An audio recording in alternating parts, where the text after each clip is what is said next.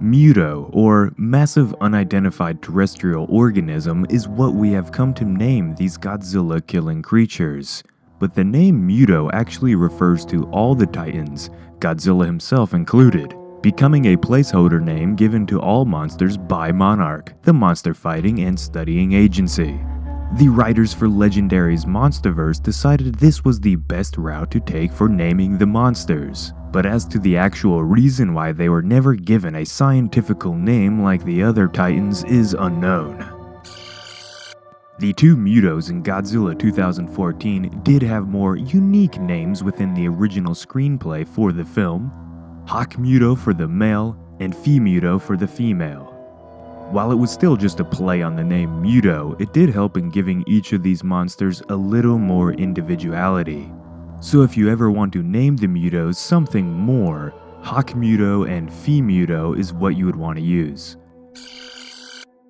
Unlike the other Titans of the Monsterverse, the Mutos have one major difference that really sets them apart: extreme reproduction.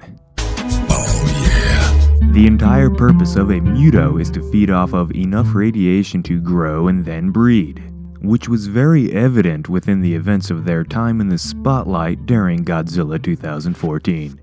If there was nothing stopping this breeding, the entire planet would be consumed by this parasitic species. Good thing the Godzilla species preyed on these monsters and kept their numbers in check, even if lives were lost in the process. While being a world-changing parasite is a pretty nasty thing, the Mutos are by no means evil. If anything, they are the most animal-like out of all the Titans. A real-life species residents of Dangerville may appreciate when comparing to the Mutos are your common birds. 85% of bird species do something what's called biparental care, in which both the parents take equal efforts in raising their infants. We see how the Hawk Muto and Fee Muto both care deeply for the well-being of their eggs. Just like how birds have done it around our world, if the G-Man wasn't around to stop this infestation along with human aid, then the Mutos would have quickly multiplied and spread all over the world. Mutos may act and live like birds, but they sure as hell don't look like any bird. Let's first go over the sizes of the three known Mutos. The male Muto reaches 200 feet tall and has an estimated wingspan of 500 to 600 feet, and a weight of around 30,000 tons when compared to Mothra and Rodan, other flying titans in the Monsterverse.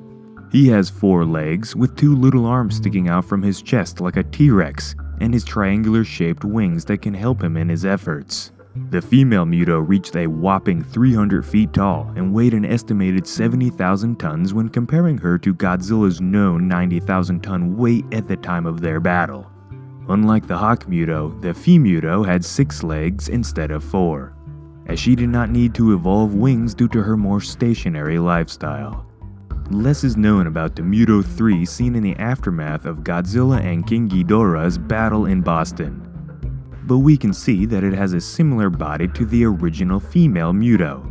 6 legs and 2 little arms sticking out from the chest, possibly meaning this was another female Muto that was awoken by Ghidorah's call, but thankfully not as horny as its relative. The Mutos appear to be a variety of grays and blacks making up the coloration of their exoskeletons. A drastic contrast to this dark color tones are its eyes, which burst out from their dark skin in an orangey red glow. These eyes are quite interesting looking as well, looking more like headlights than actual eyes on a living creature. Their jaws also have a unique shape, looking something like a hooked beak. Actually, the entire look of the Mutos is very unique, and you have to credit the director Gareth Edwards and the design team for making something new and fresh. What do you residents think? Their back legs resemble that of a hoofed animal like an elk, while their other limbs appear to be much more insect-like, gigantic hooked claws that were used for battle and making nests. While there are some differences between the Mutos, they generally follow the same shape and design, but the Muto 3 did appear to be more rigid and pointy. possibly pointing to certain adaptations that may have worked better for this certain specimen. The strange appearance of the Mutos evolved within the lore during the Permian period in Earth's history, the same time as Godzilla and some of the other titans. For hundreds of millions of years, the Mutos would hunt down Godzilla and other titans, attempt to defeat and plant their eggs inside them, and then wait while their offspring grew in the dead host's body. This circle of life continued for a long time, until something occurred that mostly wiped out the entire Muto species. Perhaps the Godzilla species finally hunted them down, leaving only a handful of dormant eggs and the Muto Prime. And we'll talk about this Muto Prime in its own video later on.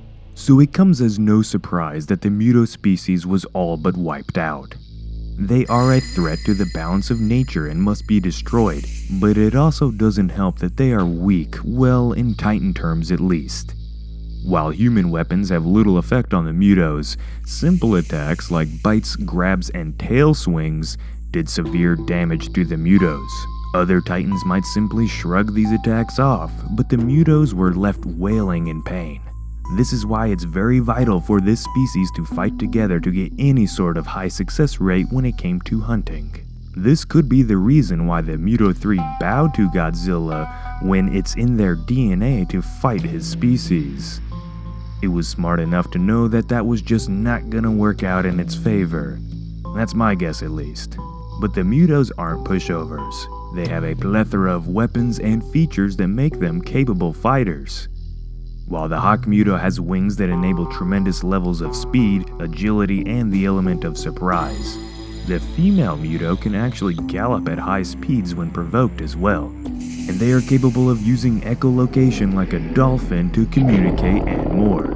This enables the monsters to hunt, locate radiation, and find mates as quick as possible as their species' survival depends on it. When they do find their opponent, they already get a leg up on the battle due to their built-in EMP abilities. The male Muto is capable of emitting electromagnetic pulses at will, disabling all electronics within 5 miles of the beast. The female Muto has EM powers as well, but hers comes in the form of a protective shield of sorts. This leads to all electronics or titans that rely on radiation for power that are around the female Muto to be all but useless. This is why Godzilla was unable to fire his most useful atomic blast against either Muto during their battles. And when the EMP failed, these monsters are not going to go down without a good old-fashioned brawl. The male Muto can be seen dragging Godzilla away from the female, and the female herself was able to pound the G-Men into submission. But does this outweigh their flaws? They can be injured and killed by basic melee attacks.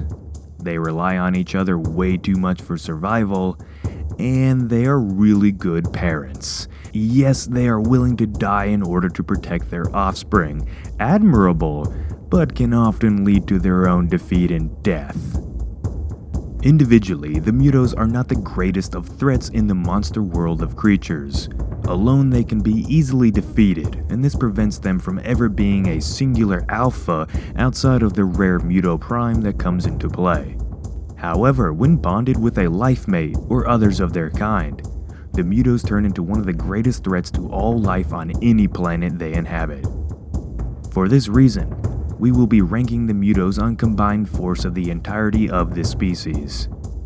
The Muto species of monsters get a 90 out of 100, putting them in the upper echelon of beasts. They truly are devastating if not controlled.